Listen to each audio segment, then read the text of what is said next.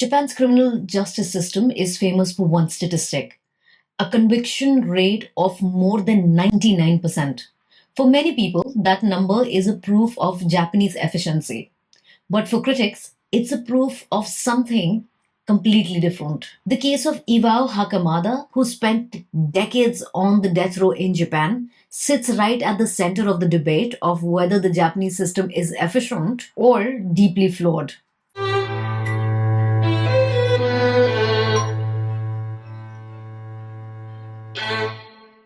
Hi, welcome to Collectively Vigilant. I'm Dr. D. I'm a professor and a lawyer. Here at Collectively Vigilant, we learn the law through true crime. So, if you like to hear these kind of stories that are focused on injustice and systematic failure, please consider subscribing to this channel. Today, we will explore the story of Iwao Hakamada, whose relentless fight in Japan forced the Japanese judicial system to confront questions about not only their interrogation system, but also how their entire legal system functions.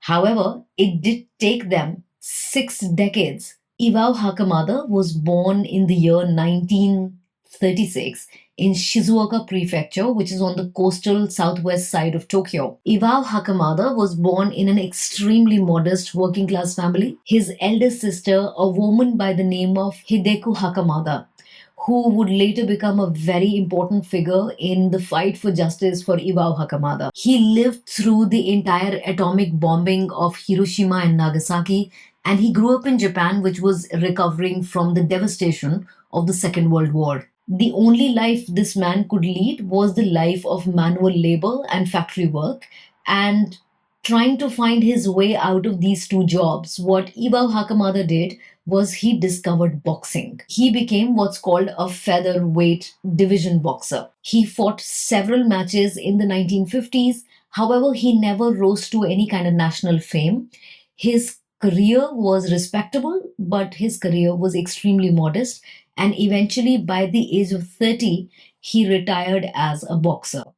Like many former fighters, he then transitioned to a life of a miso factory worker. He used to work as a live in employee. His life in this time appears to be very, very quiet, very routine. But in the summer of 1966, a fire broke out where he worked. When firefighters came to extinguish this fire, which had not only engulfed the whole factory but also parts of the hostel, what they discovered was an absolutely horrifying scene. They discovered that the managing director of the small miso factory, his wife, and two of his children were not only burnt, but before the burning, it seems they were stabbed to death. Their home, it seems, was deliberately torched just to destroy evidence. And then investigators quickly concluded that robbery must be the motive. At this point, these kind of small factories, they would keep the money that they were earning inside the house, and it was a cash flow business. So the police began questioning people who were close to the manager and his family, and they started with all the employees.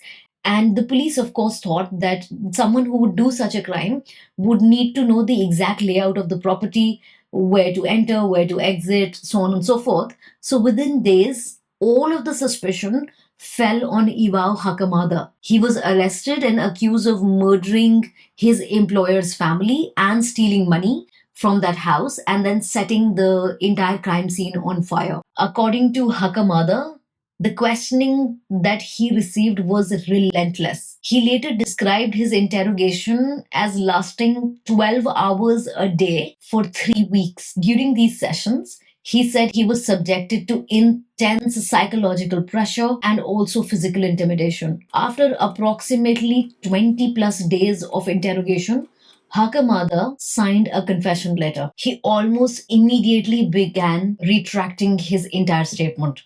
He insisted that the confession that he had signed was forced out of him because of unbearable pressure. He said he signed the statement simply to end the interrogations. And despite letting his legal counsel know that he had signed this under intense pressure. He was put on trial. Despite the retraction, investigators now possessed the one thing that they needed, the most powerful thing that they needed as evidence, which is a written confession letter. In Japan, this is the bedrock of the criminal justice system. Aggressive interrogation is part of the broader structural pattern that has drawn sustained criticism from international observers.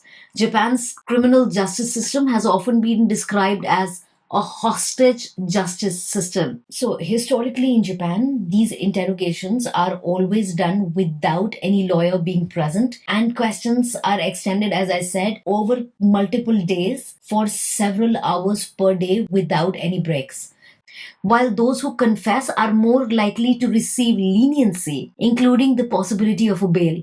So, 14 months after the arrest of Iwao Hakamada, the police suddenly announced one day that inside a huge fermentation tank where miso is produced, they have found 5 pieces of blood stained clothing. According to the prosecutor, they said that these garments were definitely worn by the murderer who had come into the house, killed the entire family, and then dumped those pieces of clothing inside the miso tank. The defense at that time clearly said that those clothes were basically too small for even for Hakamada's body.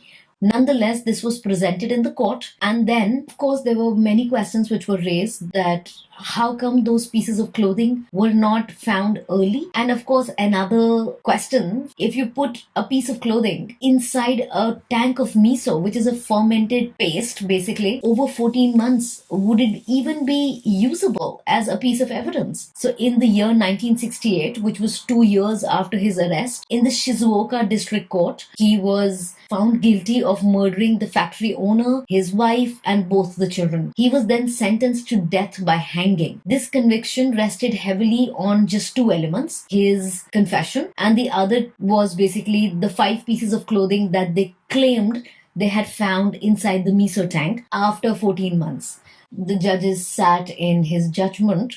There were these 3 judges, and one of the judges apparently was not satisfied with the evidence which was presented by the prosecution. However, the other 2 judges concurred and they agreed with each other, and they said that enough evidence was provided to prove that Hakamada was indeed the person who killed an entire family and then basically set the factory on fire just to hide his crime. And since then, Hakamada was then put on death row in Japan in the year 1968. For decades, Iwao Hakamada remained on death row, and his life was extremely harsh. Death row in Japan is actually characterized by extreme isolation. As a matter of fact, Japan is one of those countries where people on death row do not know what is the day on which people will be executed. For Iwao Hakamada, this meant that waking up every single morning, he had to wonder if that would be the last day that he would survive. Because a few times when doctors or somebody else had seen him, they could tell that the psychological toll had been so immense that for long periods of time, and by that I mean months, Hakamada would be absolutely mute. Whenever he did speak, he spoke in fragmented words, and whenever he would say something, he would just say that he's not done anything. He had an elder sister who did not give up on him. While Hakamada was imprisoned for almost 5 decades, his older sister, Hideko Hakamada, began one of the longest legal advocacy campaigns in Japanese history and also in world history. Hideko herself is not a lawyer. She is simply a sister who believed in her brother, and she knew that her brother was wrongly convicted. But year after year, she would walk up to the courts, she would hire attorneys, give her hard-earned money to save her brother. However, the judicial system was not willing to let go of Hakamada. Year after year, Hakamada's sister would appeal to the courts that Hakamada should be retried and there should be forensic testing done on the pieces of clothing that the government claims clearly shows that Hakamada has done this. She began to question the confessions. She brought about so many appeals to the court, and she had the backing of a lot of legal scholars who read through the case of Iwao Hakamada and truly believed that his confession was deeply coerced. Then a breakthrough came in the year 2014. He was granted a retrial. There was forensic testing done on his clothing, and then it was proven that the investigation was completely fabricated. The material which the government claimed was crucial had none of his DNA,